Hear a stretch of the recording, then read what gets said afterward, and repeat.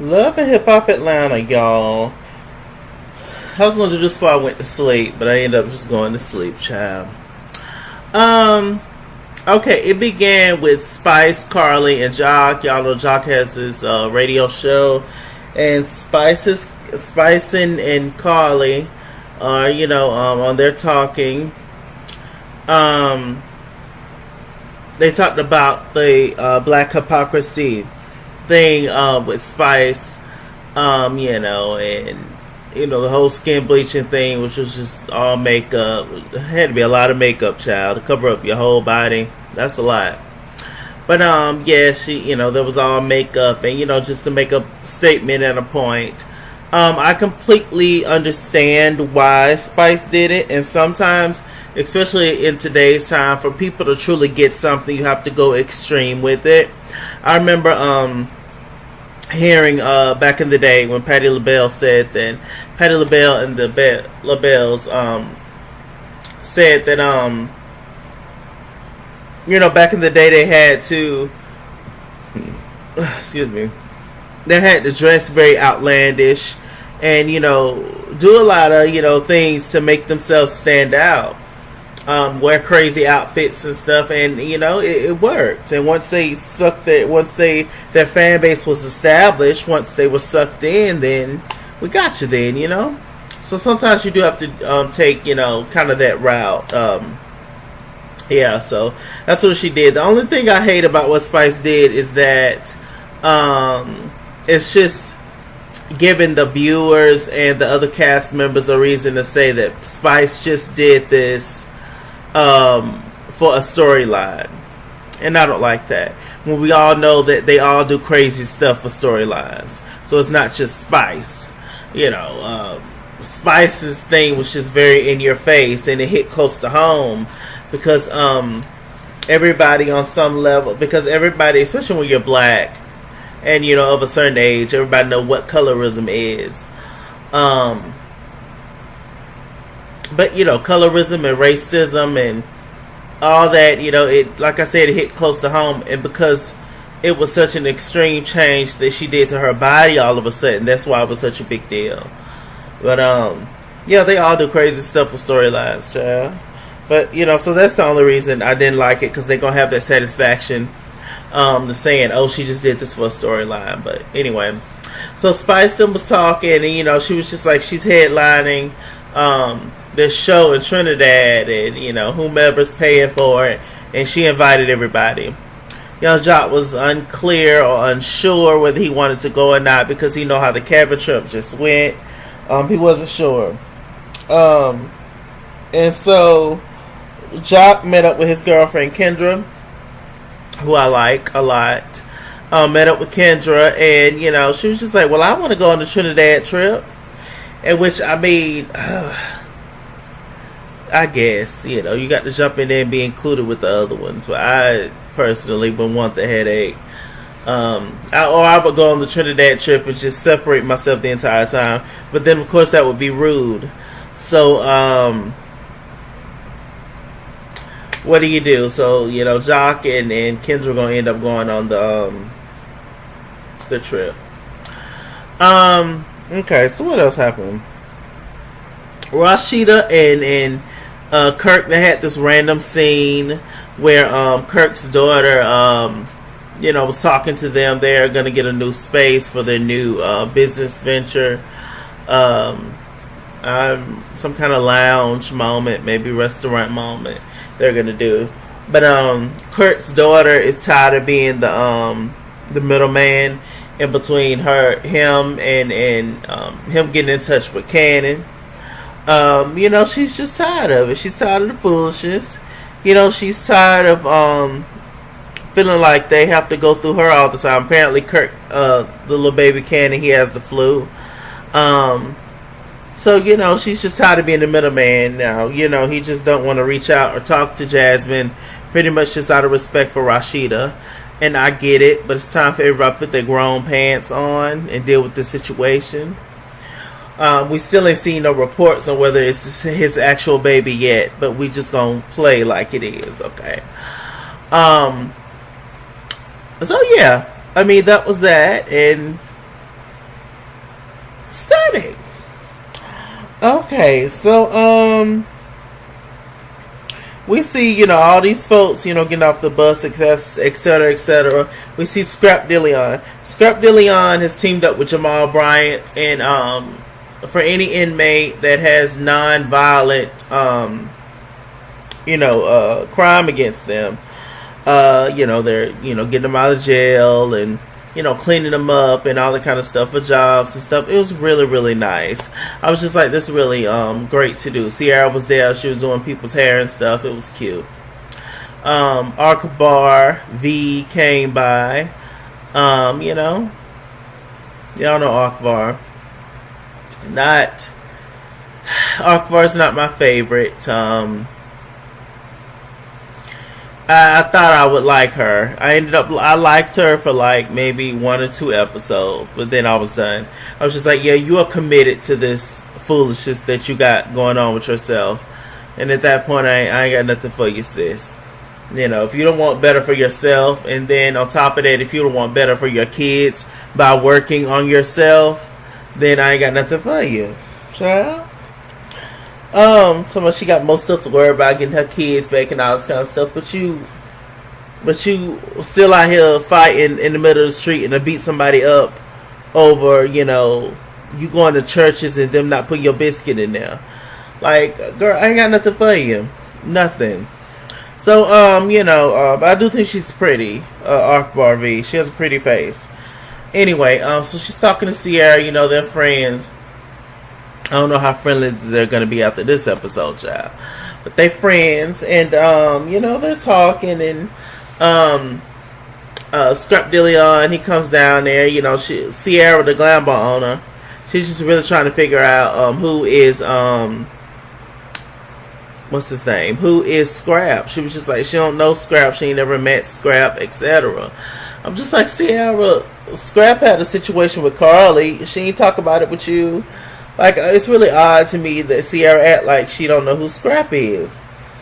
And we see a little later on when she was at the beauty salon at her place, she talking about she got a secret admirer, and it's probably Scrap. Sierra, you just end up post Sierra, and I really like Sierra, but say Sierra end up from going from cheap man to cheap man to cheap man, from her baby daddy, her ex-husband, Scooter, whatever his name is, to BK, to now Scrap Deleon. They did not confirm whether it was Scrap Deleon that was a secret admirer, but they was flirting when they met each other, so I'm assuming that it's Scrap Deleon. So she's just down on she's just up for Heartbreak Hotel once again. And it's just like, girl, what is... You got to research these people. I don't know. Sad. It really is. So, they had that whole moment, they was talking, and, it was cute. Okay. So, let me see. Karlie Red had a scene with her man Mo. They're back together for now. I really, really like Mo. I like Mo more than I like Karlie. To be honest with you. But, she gonna mess it up. I ain't even worried about it. It's no doubt in my mind that they're not gonna last. And it's probably gonna be due to her. It's just overreacting, acting a fool, and showing out. Because that rah-rah stuff is cute sometimes, but don't no man want to deal with that every single day. Wake up to that foolishness. So yeah, not saying that Mo is innocent. I don't know Mo. I'm just saying we know Karlie. Okay, we know what she gives. But so they were talking. Karlie's going on the trip to Trinidad. It was just like, yeah, well, we're gonna all meet up, and it's gonna be popping. Karlie's that's where her family's from. So he was just like, well, okay, you're gonna need to check in with me as soon as you get there. Make sure you're safe. He was just like, every single location you go to, you got to let me know. And also, when you wake up, you need to call me. And when you get ready to go to sleep, you need to call me. And you have a curfew at 2 a.m. So I'm just sitting here like, nah, Mo. She's just your woman. She ain't your daughter. Now, come on now. And how much control do you actually have being however many thousands of miles away? And Karlie is about 110 years old. Like that lady done lived many lives. She ain't gonna listen to you. But you know, Karlie obliged him for a while. And it's just like, okay, I gotcha, babe. Shekinah met up with Mack. Mack came up to Shekinah's house, woke up by her sleep at 3 o'clock in the morning, darling. 3. And was just like, what's going on? Mack found an empty box of condoms with her man, and her man don't wear condoms. Is also the father of her little girl. She was just like, you know, she gave up pretty much everything for this relationship. She put her career on the back burner when she had a child and all this kind of stuff. And y'all just need to stop having babies about these sorry men. Like, just please. You know, I don't know why people feel like... who was I talking to the other day? I was talking to somebody, but I don't know why people feel like they have to have a timeline when it comes to having kids. Or like they have to rush things. And like, no, like... Please, like, I just feel like while you're young and stuff, I don't know how old Mack is, but I think she's young. She just looks older. But, it's just like, for certain moments, it's just like, just live your life, do you, like, have fun, like, stop getting tied down in these relationships, being a young adult, and thinking that you're going to be with this person for the rest of your life. More than likely, you're not. You're going to get tired of them, and you're going to resent the child, because now you bind it to the sorry-ass man for the rest of your days in some kind of way. So it's just, you know, it's terrible. It's absolutely terrible. He's some kind of producer or something. What's his name? Mack Main, Trust Main, some foolishness. But anyway, Shekinah instructed her. It's just like, yeah, well, what you need to do is you just need to, you know, go and get your stuff and move out. You know, hey, don't put up with no foolishness, because it's not gonna change. And you know, he been bringing women to the house while he's watching the daughter while Shay at work. So this just no respect at all. It's just wrong on all levels. So Tokyo Vanity, she had a conversation with the guy, and you know, about a song or whatever, and it was all a setup. Because Tokyo was going to cancel the meeting with the dude. But Shekinah was just like, no, just go ahead and go. So Shekinah came in, read the guy his rights, told him to Mack moving out. And he just acted like he just couldn't believe it. And so he was left with his mouth hanging open. That's how you do it. What else went on? So the girls are at the salon. We have Mimi, Sierra, Tokyo... Maybe Sierra, Tokyo. Was this somebody else? I think. And a couple of other girls. Just, you know, talking or whatever. Tokyo and Mimi was getting their hair done. And, so, you know, they started talking about everything. And, you know, that's when she mentioned the Secret Admirer situation. And, you know, that's when she also brought up Pooh. And it's just like, yeah, what you doing talking to him anyway? And, you know, how dare you, you know, even entertain my man, etc. Pooh came in. I will say, when Pooh came into that salon, she was snatched. That's the best that we done seen Pooh Hicks look so far. She looked really, really good. So, you know, she came in there and was just like, hi everybody, how you doing? And it was just like, girl, what you here for? I will say that they both came off wrong. I think that Sierra was feeling, you know, hyped up a little bit because she was already upset about the situation. And also she had her homegirls there for her to have her back. And Pooh just has a really bad approach, like, period. So, you know, kind of Sierra's energy rubbed off on Pooh, and they kind of just started getting into it instantly. Just like, but why you there? And it was just like, I would never be around your husband in that way. And Pooh was just like, my husband don't hang out with hoes. He'll never be around a hoe like you. And I'm just like, I think it's pretty, we don't know Sierra, but I think it's pretty safe to say that we know Sierra's not loose out there like that. And so, you know, she basically insulted her. Sierra told her to get out. Pooh was just like, I get out this small raggedy place. And Sierra went after her. Here comes security, and Tokyo Vanity picked up a picture or something.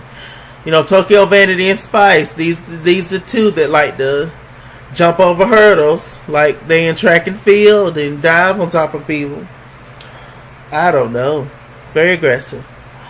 But so you know, Pooh ended up leaving out. A little later on, Mimi had a conversation with Pooh.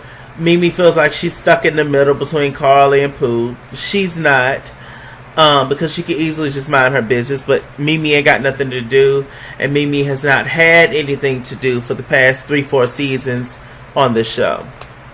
So, Mimi thought of the grand idea to invite Pooh on the trip to Trinidad. It's just like, oh, this is just gonna be your last shot to, you know, try to reconcile and, you know, the whole gig. So I was just like, oh, great. So this is gonna go down, and not in a good way. We're gonna see next week is when Pooh actually gonna bring the feces covered sheets, you know, that you know, Karlie did her thing on, allegedly. So we're gonna see. I'm just like, look, who keeps the sheets though? First of all, okay. That shows that you were calculated and messy from the beginning. You know, something did like that happen. You was just waiting for the opportunity to throw that back up in her face. So you were never really a friend to begin with, but whatever. Even though like Pooh is like kind of the villain, there's a part of me that still likes Pooh for some reason. I just find her very interesting. For some reason, I don't know why. Yeah. Maybe it's because she look like a blow-up doll. I don't know. But anyway, so, you know, that happened. And so Pooh gonna be coming on the trip to Trinidad. So, we have Tokyo Vanity and Sierra. They're sitting there talking. You know, similar to how Mimi feels with Karlie and Pooh. Sierra feels in the middle between Tokyo Vanity and Spice versus Akbar V.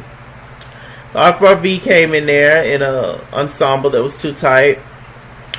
She sat down and she was just like, I mean, you know, I ain't got a problem with Shawty, whatever. I was just rapping. If you can't take that, I don't know what to tell you. Tokyo was just over it from the beginning. She was just like, I'm cool on her, but we just not friends. Akbar V has a very nasty attitude. Yeah, she does.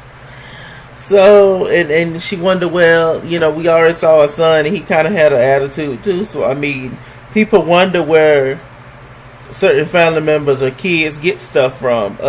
You, clown. Anyway.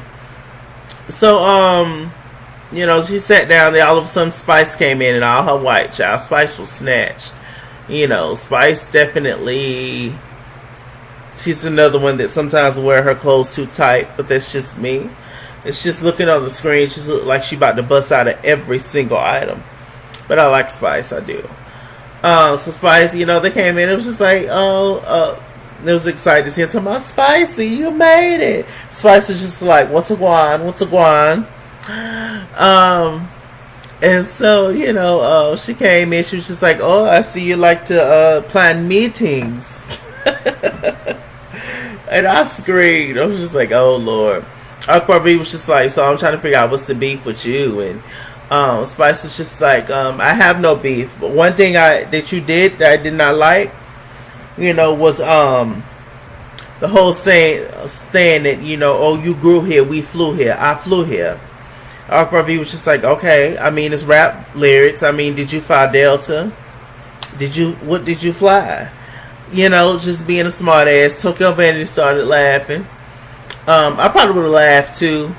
But you know, I think it's, you know, it's just a certain respect thing, certain disrespect thing. It's certain sayings thing that you may say over here, certain sayings thing that you may say over here. So, you know, Spice was not laughing. She didn't think it was funny. I would have just laughed and just would have just been like, child, you a clown, and just would have let it go. And just dismiss myself or have her dismiss herself. And she was just like, I always fought Delta and I always fought First Class. Akbar B was just like, okay, whatever. And all of a sudden we see the security inching towards Spice, and Spice is slowly but surely taking off her shoes. See, the cameraman's in, I caught onto your gig, Spice. They know you be real quiet and you be real subtle with taking off them shoes, child. And they done figured you out there quick, Spice. So she's like, oh, why she taking off her shoes and whatever. And, you know, Akbar V just kept getting smart. And, you know, Spice don't like being called the B word. And, but like I said, sometimes it's a language barrier. Because sometimes people can use the word and they don't mean any harm by it. It's just, you know, how people talk. And we all know how Akbar was raised. On the pavement. So I mean, what other language is she gonna have? But you know, to Spice, that she takes that as disrespect and whoop to whoop. But honestly, that's just how some people talk, or whatever. But you know, because you already have an issue with this person, everything they say is gonna make you wanna jump out at them. So I get it.